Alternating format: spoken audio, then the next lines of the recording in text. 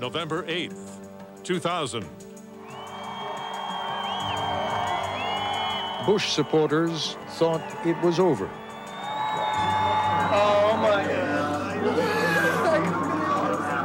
Gore supporters thought it was over. It produced these early headlines, and then these later headlines. Just an hour or so ago, the TV networks called this race for Governor Bush. It now appears that their call was premature. There were two phone calls. The first one, the vice president made to concede the election and congratulate Governor Bush. The second phone call was approximately an hour later. It was certainly a surprise that someone who had called to concede the election was calling back to retract that concession. We now need to resolve this election in a way that is fair, forthright, and fully consistent with our Constitution and our laws. Secretary Cheney and I have carried the state of Florida. And if that result is confirmed in an automatic recount, as we expect it will be, that we have won the election. The American people have now spoken, but it's going to take a little while to determine exactly what they said. Tonight, counting the votes. History on hold. From ABC News, this is Nightline. Reporting from Austin, Texas, Ted Koppel.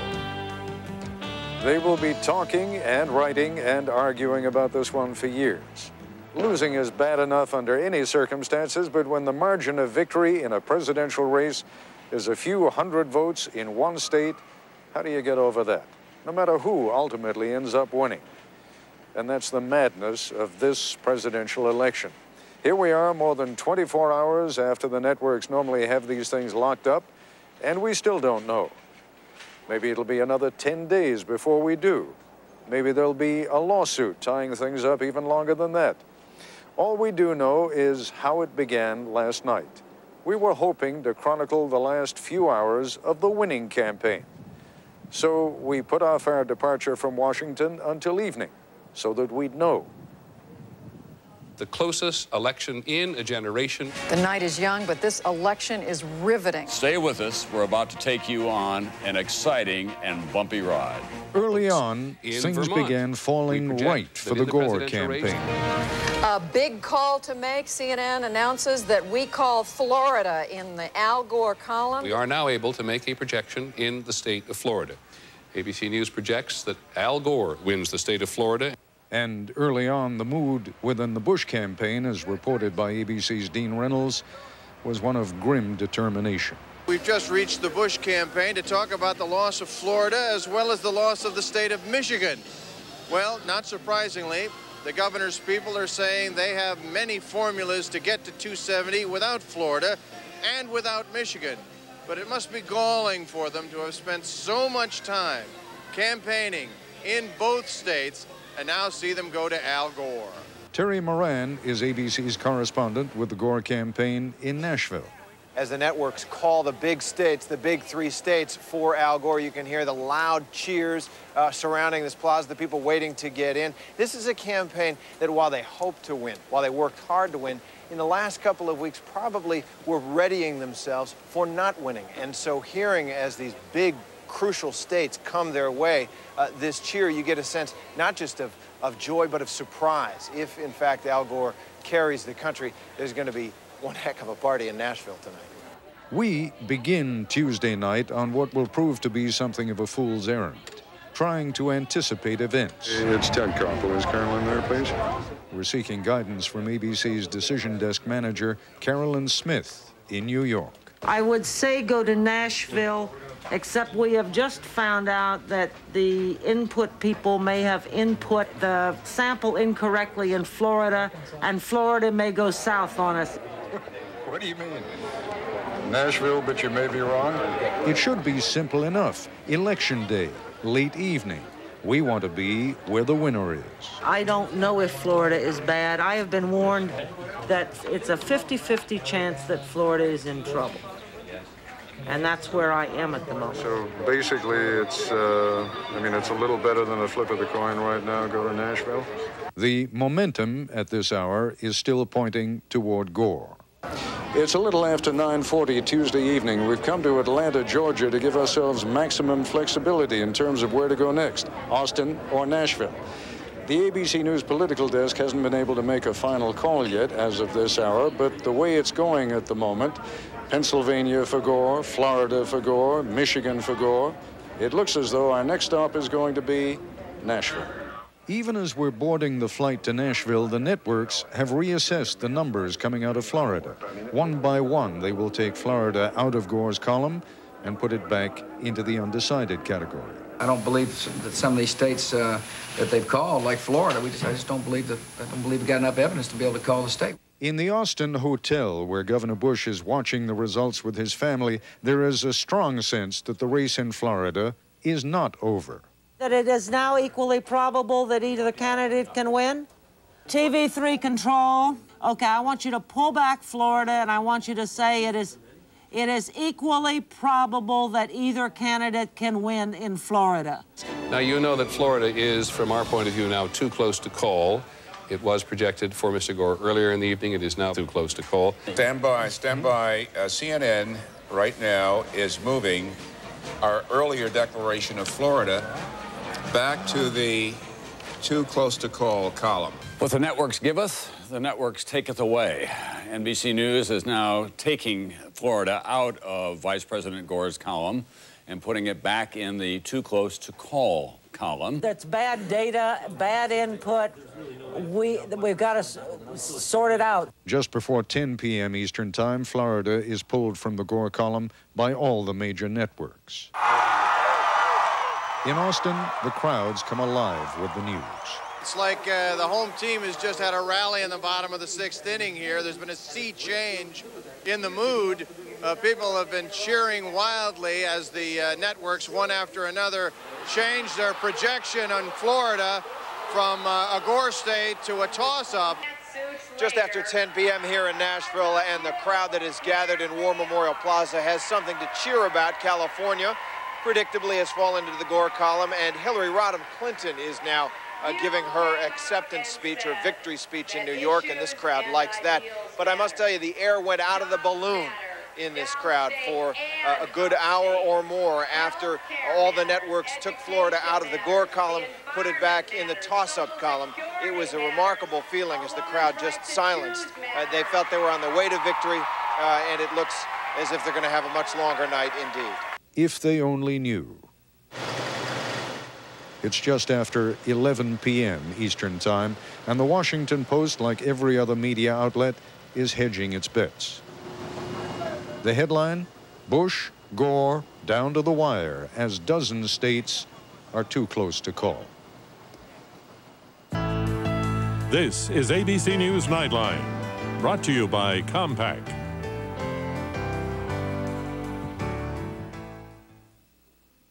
Where do you find inspiration? Sometimes where you least expect it.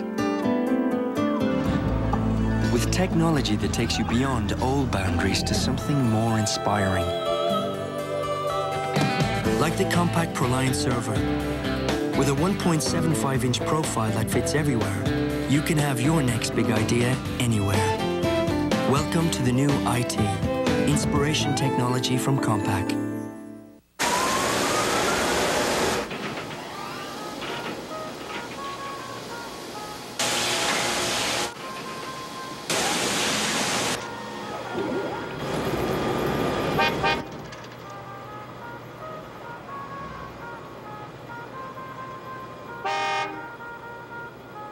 Time to buy a Montero Sport.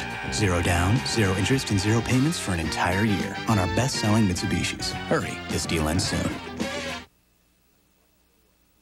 The race, the vote, and a night like no other. This race has come down to the state of Florida. Good Morning America with the latest on the election tomorrow. I used to use a typewriter. I used to have an 8-track. I used to have open heart surgery as the only option for my patients. I used to worry about his heart. I used to think I'd have to have a big scar right here. I used to have a heart problem. Vanderbilt Heart, one heart at a time. If you want Gemini Auto Care and Goodyear Tire Value, now's the time at Nashville Tire. Here's your chance to get some extra cash, because right now you'll get a $50 value card when you purchase a set of 4 selected Goodyear tires on your Goodyear card. Plus, experience the value of Gemini Automotive Care. So get the tires and get a $50 value card only at Goodyear. Come see us now at Nashville Tire for great tire values and Gemini Auto Care.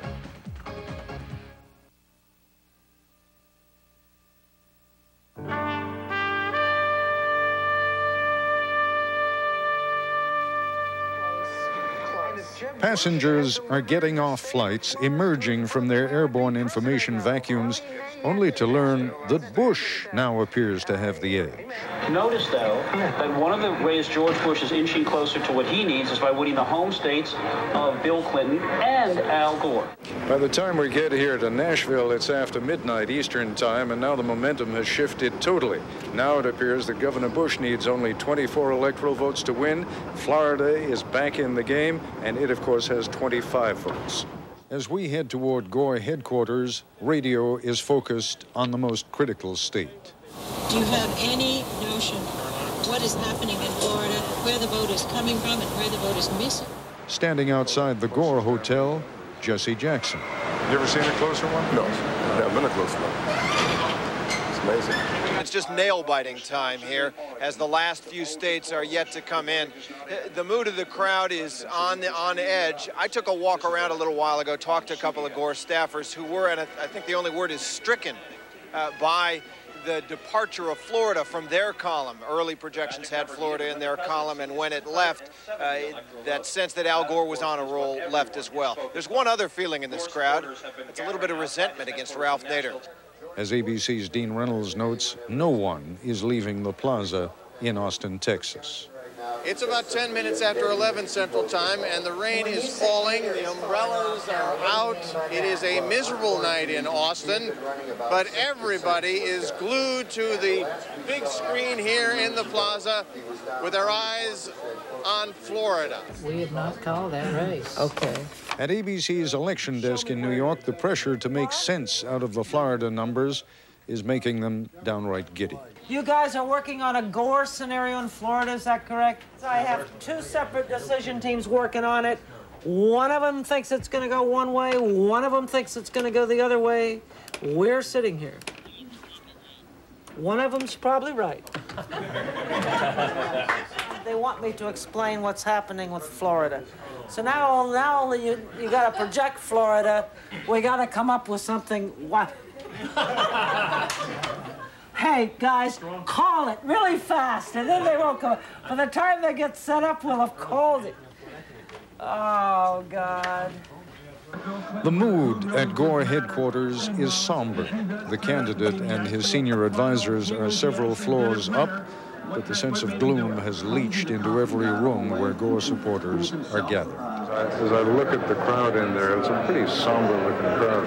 I mean, how's the mood gone this evening? Like that. We've run through the gamut. We were euphoric when Florida was announced earlier in the evening, and then it's just been a really long evening, and the numbers are going like this.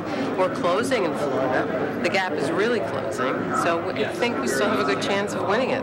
You really are asking a group of people who are diehard, long friends, friends who have done work in the administration, friends who've done work in the White House and in the campaign, and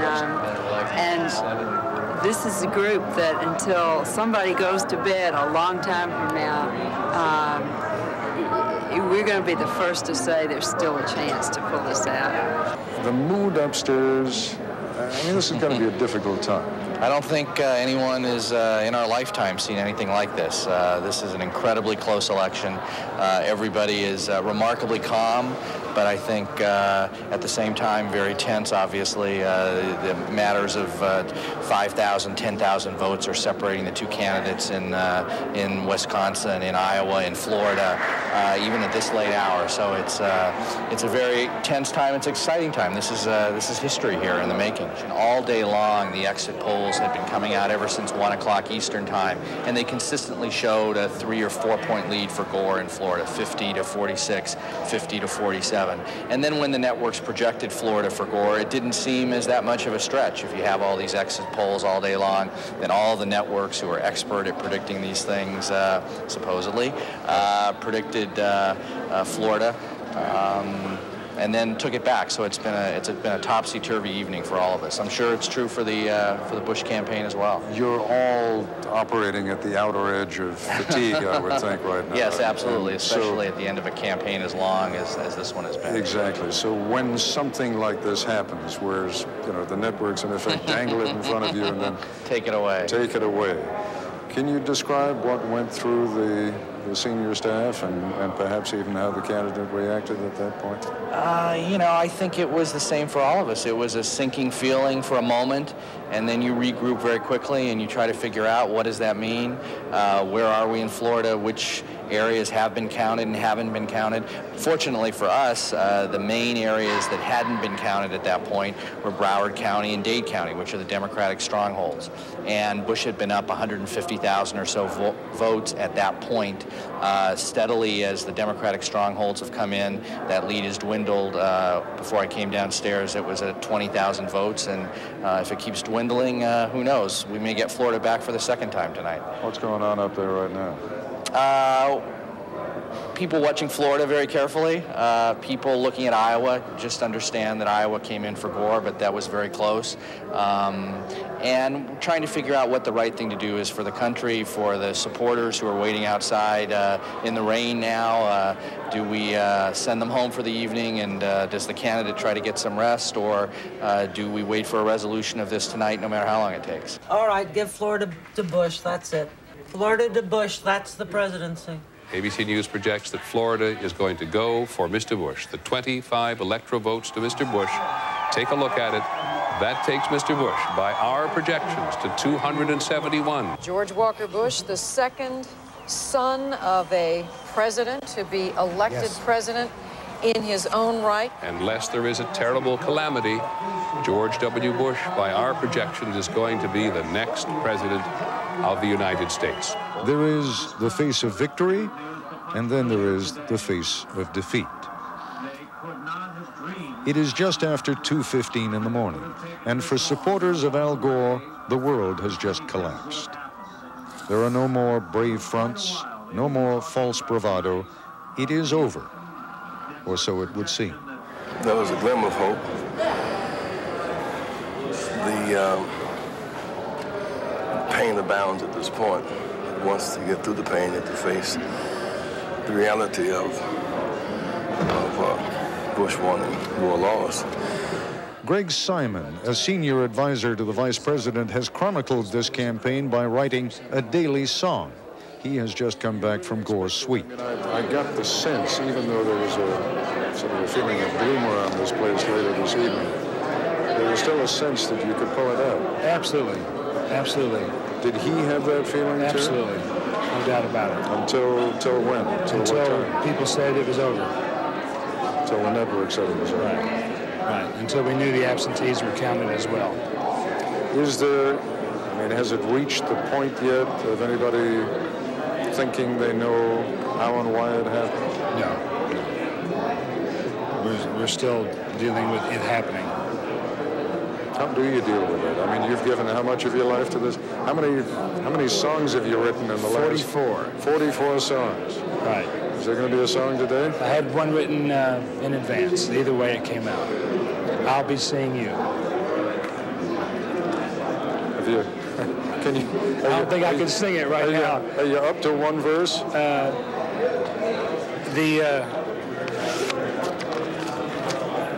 I'll be seeing you in all the old press filings spaces.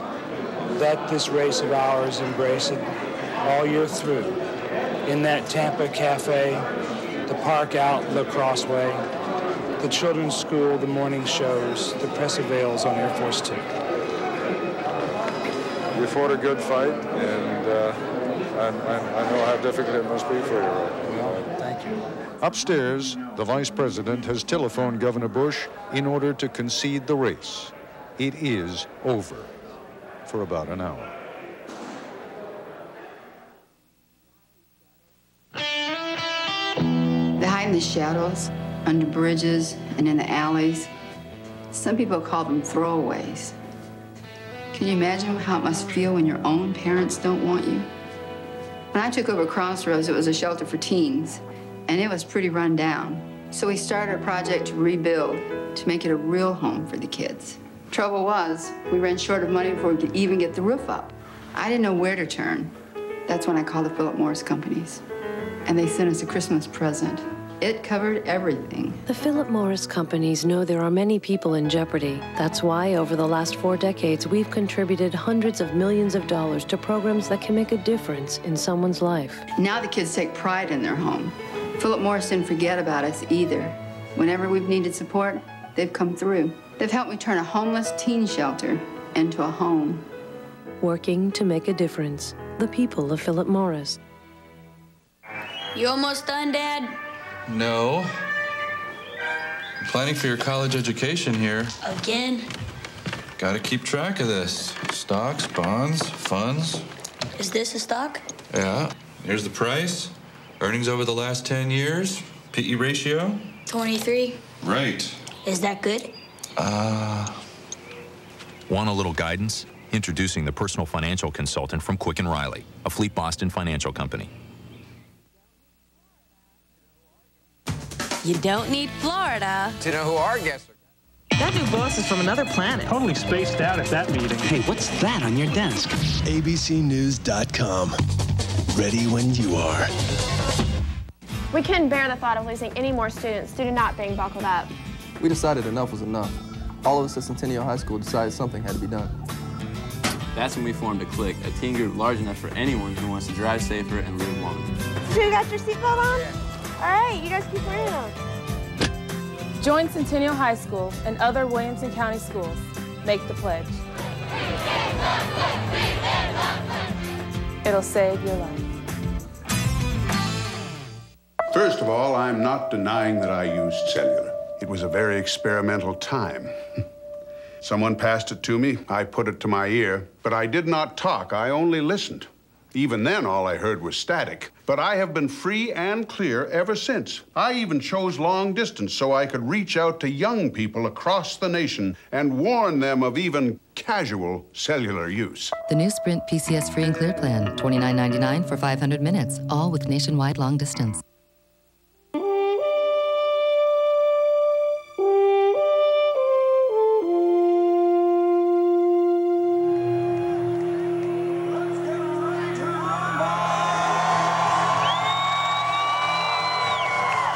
It is 3 o'clock in the morning Eastern Time, and the celebration in Austin continues as a jubilant crowd awaits the arrival of Governor Bush. He has just received what he can only assume is the definitive phone call. There was a brief telephone call placed by the vice president to Governor Bush within the last hour, shortly after we heard the results come from Florida, and from the Bush campaign's hearing of the conversation, which is obviously one-sided. They heard the governor tell the vice president that you are a formidable opponent and a good man. I know this is hard for you and your family. And then he wished the governor, or the vice president, and Tipper Gore well.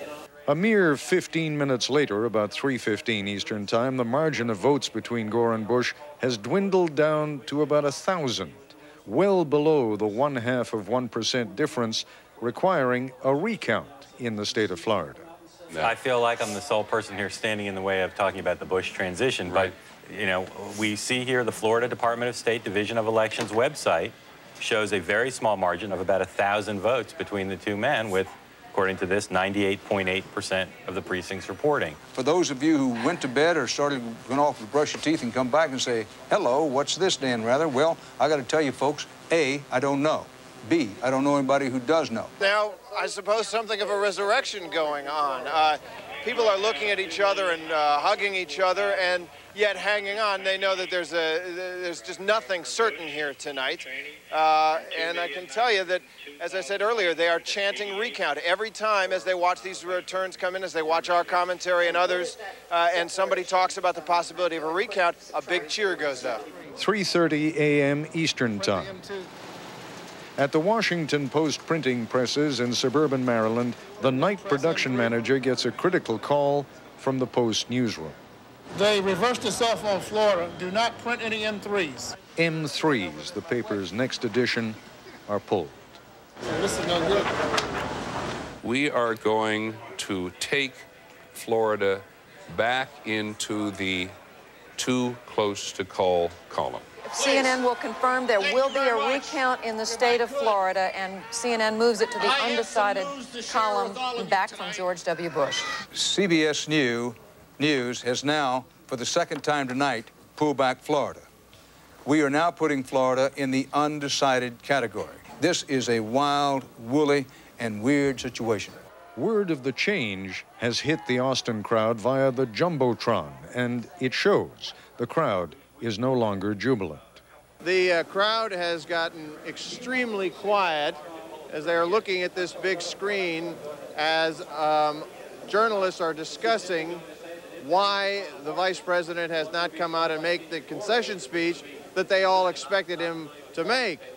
They are discussing these discrepancies in the numbers from Florida on the big TV screen, and the people here are understandably very attentive to that discussion. Vice President Gore's motorcade is bound for the War Memorial, where he plans to admit defeat and say a few comforting words to his supporters. En route, cell phones and pagers begin ringing and beeping. The margin in Florida is now said to be a mere 600 votes. This is clearly no time for the vice president to make a public concession speech. But what about Gore's congratulatory call to Governor Bush? About 3:40 in the morning, Gore makes a second call. Democrats later described the conversation as contentious. We have been told a little bit more about this telephone call, this second phone call from the vice president to the governor. We know that what the governor said in response to what this retraction was do what you have to do. That's what he told the vice president. Now, Karen Hughes, the governor's press secretary, asked to sort of characterize what's going on here.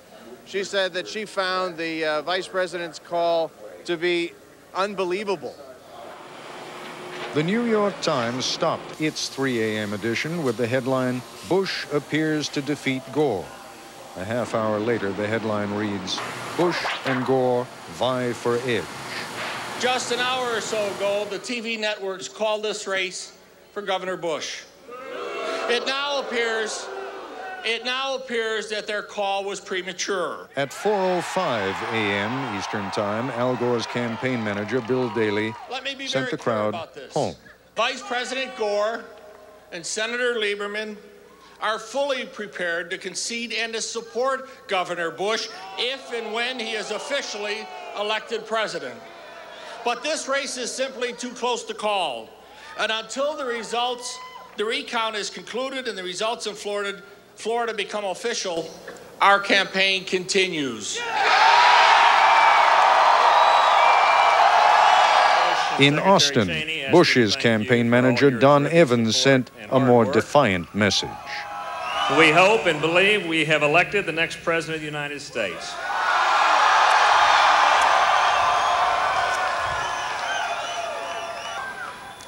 They're still counting, and I'm confident when it's all said and done, we will prevail.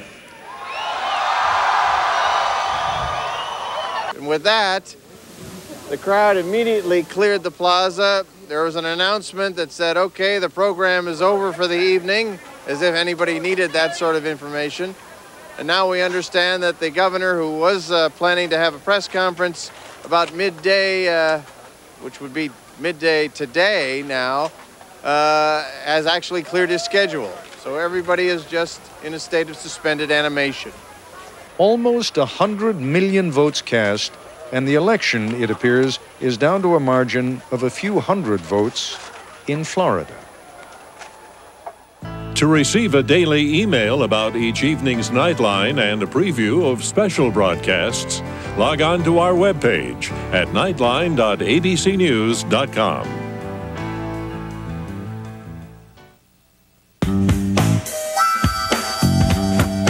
Have you noticed? There's a colorful new breed out there.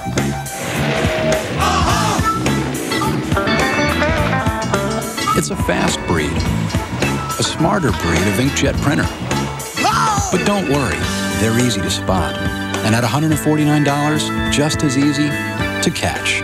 Xerox, just a smarter breed of inkjet printer. Now available everywhere. We can expect in the coming months. Is Director of Product Development, Paul Nunes. Hi, Smooch. Got it. Nortel Networks is building the new high-performance internet, the wireless internet, with optical technology that makes it faster. Overall, this has been an exciting more year. reliable. But the next few months will mark the beginning of a new Gesundheit. Come together. In fact, with technology changing Over me. What does it take to terrify the biggest names in Hollywood? 2 words. Final answer? What? No, I'm scared to death. So nervous. Well, I'm sweating bullets right now. They're back. Somebody just yell it out. I feel so stupid. I would have to guess on this What one. was the question? Oh, no. That's a tough one. A lot of good these lifelines are doing me. It's my final. The all-new Millionaire Celebrity Edition. It all starts Sunday, 9, 8 Central on ABC. A year ago, my credit was wrecked. For 6 months now, I've been paying my bills on time. The car loan that I got from calling the Get a Yes Network is helping me take the final dents out of my credit. Call the Get a Yes Network using your touch-tone phone. This is a free call 24 hours a day. Call 1-800-GET-A-YES. I don't like spending time at the car finance office. The Get a Yes Network accepted my application over the phone, and all the paperwork was ready when I arrived at the car dealership. If you've had your credit in a mess, call 1-800-GET-A-YES. That's 1-800-GET-A-YES.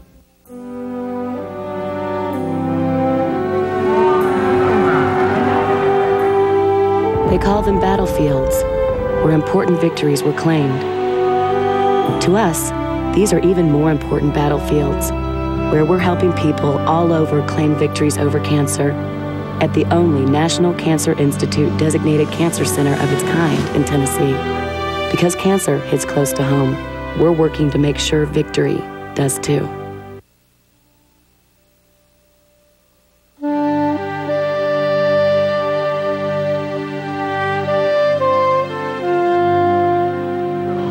Radio 590 KLBJ. Austin, Texas, pre-dawn this morning. Here's what they were talking about on the radio. It was just after 1 this morning here in Nashville when the Florida race was called. A projection the networks had to pull back on when the Florida returns tightened up. Al Gore, prepared to deliver a concession speech, instead stayed backstage, letting his campaign chairman address the crowd. 21 after 5. I'm Mark Caesar. Good morning. Thanks for joining us. Taking your calls. Mike is in Northeast Austin. Doesn't that burn you that they jumped the gun? Yeah. Twice. Sure did. Twice on that thing. Sure did. All right, Mike, thanks for calling. Sure. Have a good day, sir. This is Tracy in Wimberley. Good morning, Tracy. Welcome. Morning, gentlemen. How are y'all feeling this morning? Well, as I said a minute ago, I feel like I've been put through a ringer. Very, very emotional night. A long night. How are you feeling? I feel like some invisible demon has been flying around beating me with a rubber hammer and I can't get away from it. At about 2:18, they give it to Bush.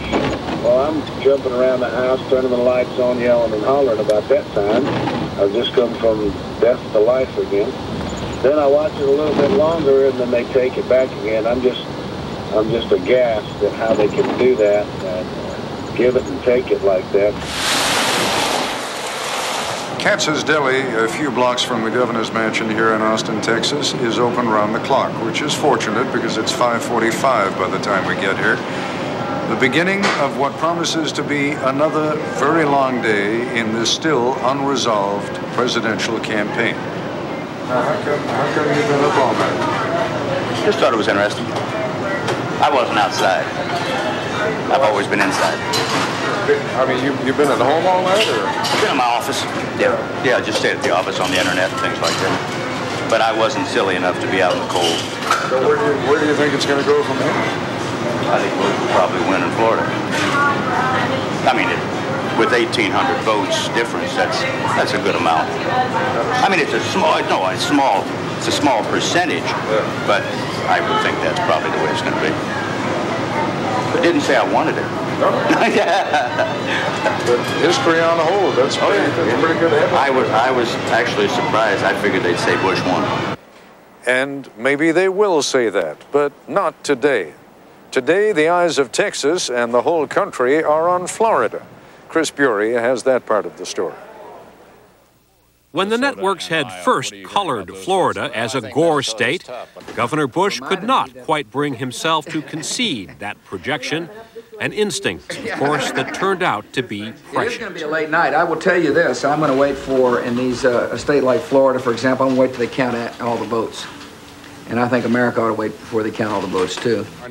It may be a long wait. ABC News projects that Al Gore wins the state of Florida in its 25 electoral votes. We may have a problem with the pool call in Florida. After those stunning network reversals that saw Florida bounce from Gore to toss-up to Bush, back to toss-up, Florida election officials set in motion a recount of every ballot in the state, mandatory in races with margins this tight. In Florida, Governor Bush leads Vice President Gore by 1,784 in a state where nearly 6 million ballots were cast. Certainly, my preference is to do it as quickly as possible to give the voters certainty. Earlier today, a somewhat subdued Texas governor insisted he was confident the final Florida numbers would go his way. And if that result is confirmed in an automatic recount, as we expect it to be, that we have won the election. But he also dispatched a high-level Republican emissary to keep a careful eye on the counting. We have asked former United States Secretary of State James Baker to travel to Florida on our behalf. He's a man of impeccable credentials and integrity, and someone the American people can trust to make sure the outcome is finalized as quickly as possible and in a calm and thoughtful manner. We still do not know the outcome of yesterday's vote, and I realize that this is an extraordinary moment for our democracy. Vice President Gore, still hanging on to a sliver of hope, announced his own senior-level group to oversee the recount that could determine the presidency. Secretary Daley and campaign manager Donna Brazile met with Joe Lieberman and me, and we agreed to ask Warren Christopher to play a key role in the process from here forward. Tonight, campaign chairman Bill Daley and former Secretary of State Christopher arrived in Florida. Already, the Gore team is laying the public relations groundwork for a challenge in Florida by stressing the vice president's leading margin in the overall popular vote. The American people who voted overwhelmingly, and the largest number ever voted for a Democrat, I believe, since Lyndon Johnson at least, that those people's rights should be protected. Much of the controversy swirls around Palm Beach County, where Pat Buchanan drew more than 3,400 votes, a much larger percentage than anywhere else in Florida, and more than enough to put either Gore or Bush over the top. The confusion centers on the ballot. The Republican and Democratic tickets are listed on the left side, Buchanan's Reform Party on the right. But the punch hole for Buchanan is between Bush and Gore, and that, Democrats say, was the problem. Palm Beach County, apparently aware of the potential for confusion, sent out notices to poll workers to remind voters that, quote, they are to punch the hole next to the arrow next to the number, next to the candidate they wish to vote for. Democratic sources in Florida tell ABC News some confused voters mistakenly voted for Buchanan. In fact, there were so many mistakes made, according to these sources, that more than 19,000 ballots in Palm Beach County, 4% of the total there, were disqualified because they contained punches for more than one presidential candidate. The Democratic argument is that many of those voters realized they had made a mistake and then punched in a vote for Vice President Gore, only to have their ballots thrown out for overvoting. We have an election law catastrophe in Florida. An angry Robert Wexler, the Democratic congressman representing Palm Beach County, argues there is enough evidence to justify not only a recount, but a court challenge. I saw with my own eyes several hundred people come out of the ballot box in hysterics. But I also know other things. The numbers speak for themselves. Pat Buchanan wound up getting significant votes in condominium and senior communities where a overwhelming number of the people are moderate to liberal Democrats. There will be many ballots where there was actually straight Democratic ticket voting except for Pat Buchanan. I know my people. I know what they think and I know how they feel. Trust me when I tell you there are communities where Pat Buchanan would never get 5 or 6 dozen votes, and he did. Today, Florida election officials said the ballot complied with state law and that both parties had approved it before the election. The Bush campaign insisted there was no evidence of fraud. Nonetheless, some Florida analysts believe a protracted legal battle is possible. If the matter is not properly and quickly investigated, why wouldn't Al Gore or his representatives or any local political party, anyone who has legal standing, step up and demand a fair judicial inquiry into what happened? Mr. McKinnon, your pre-election confidence must at least be jarred, if not shattered yet. But Republicans also have complaints about Florida. They point out that the networks first called the state for Vice President Gore when polls in the northern panhandle were still open. This is an unfortunate rush to judgment by the media, and we're concerned that that rush to judgment could have affected the voting in northern Florida and the panhandle. I think there's going to be some real serious discussion about this. I hope there will be, because it could have literally affected the vote there. That part of the state, unlike the rest of Florida, is in the central time zone. Today, Governor Jeb Bush, George W.'s brother, insisted that depressed voter turnout in a traditionally Republican region. Both candidates, in my opinion, were treated unfairly by the early projections in Florida, as were the voters. In fact, maybe people outside of our state didn't know that we also have people on central time zone, and so the projection made at the beginning, in my opinion, put in play or put at risk some of the voters in the panhandle part of our state. Tonight, Florida's recount is well underway. A new tally has just come in from the contested Palm Beach County. It results in a net gain of 643 for Vice President Gore, still short of the number that would take him over the top in Florida. The big question now, and it could be critical to the election, is whether the confusion in Palm Beach County convinces Democrats to challenge the results in court. And tonight, a senior official in the Gore campaign told us, quote, given the seriousness of the reported irregularities, things are definitely moving in that direction. This is Chris Bury for Nightline in Washington. Tomorrow evening, the Bush campaign has tentatively scheduled a victory rally here in Austin. That's based on the assumption that the Florida recount will be complete by late tomorrow afternoon. But it's also clearly intended to convey a sense of inevitability about a man who may win the presidency despite the fact that his rival defeated him in the popular vote.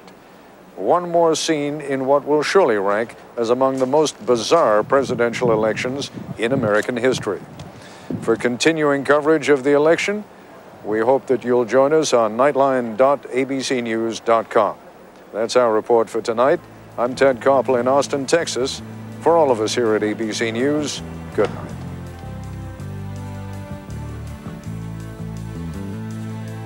This has been a presentation of ABC News. More Americans get their news from ABC News.